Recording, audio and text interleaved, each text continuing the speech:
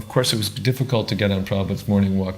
The scene that stands out in my mind is one or two cars parked in that alleyway next to Prabhupada's quarters on Watseka Avenue.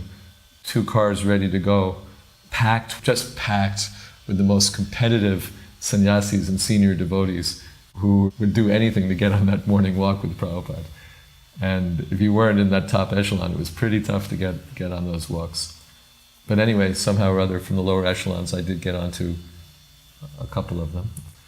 One thing I remember is just how much Prabhupada walked and how fast Prabhupada walked.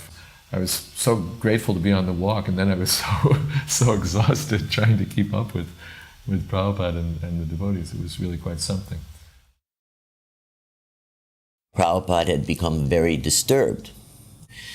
He had learned that his manuscript that he had written through amazing sacrifice of sleep, he stayed up at night and dictated his books. They had been sent in to our New York BBT office, and they had not done the production.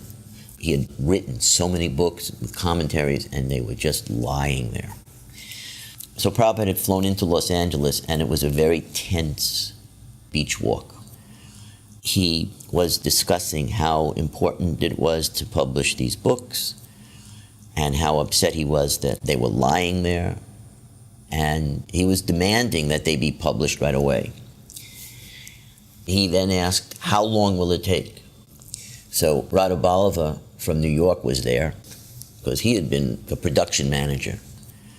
So we pulled ourselves back, and we discussed, how long will it take you to get me the book so I can send them to the printer? And he told me that he thought we could do 1 book every 2 months. I mean, at this point, we were doing 1 book every 4 to 6 months. So we went back into the walk, we caught up again, and we told Prabhupada, we think we can do 1 book every 2 months. So Prabhupada turned around and said, I want all 17 books done in 2 months. I just blurted out, Prabhupada, that's impossible. At that point, Prabhupada stopped walking, and he had a cane, and he planted it in the sand. And he turned around and looked at me very gravely and said, impossible is a word in a fool's dictionary. And there was complete silence. We were all stunned. We were just completely stunned.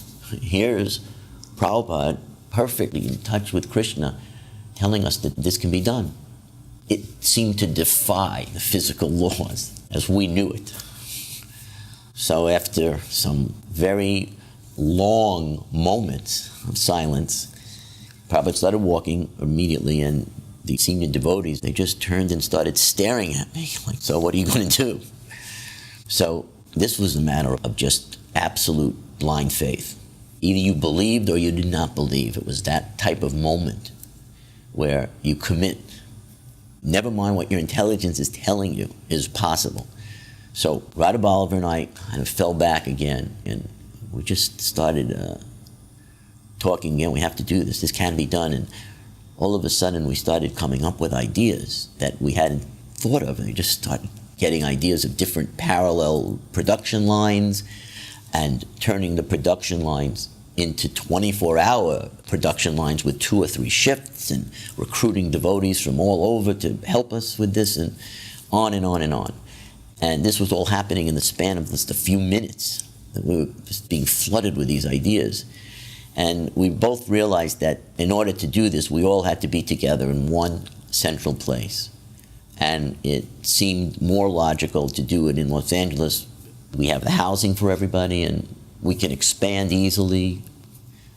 So then we caught up to the walk, and we said to Srila Prabhupada, if we're going to do this, we have to move the entire BBT division from New York to Los Angeles. The art department, the production, everything. And Srila Prabhupada approved that. He said, fine, do it immediately. And we started. I was a very fast typist in the composing department, so they were trying to round up any of the past composers to get them all on board. And they flew me out from New Vrindavan to Los Angeles.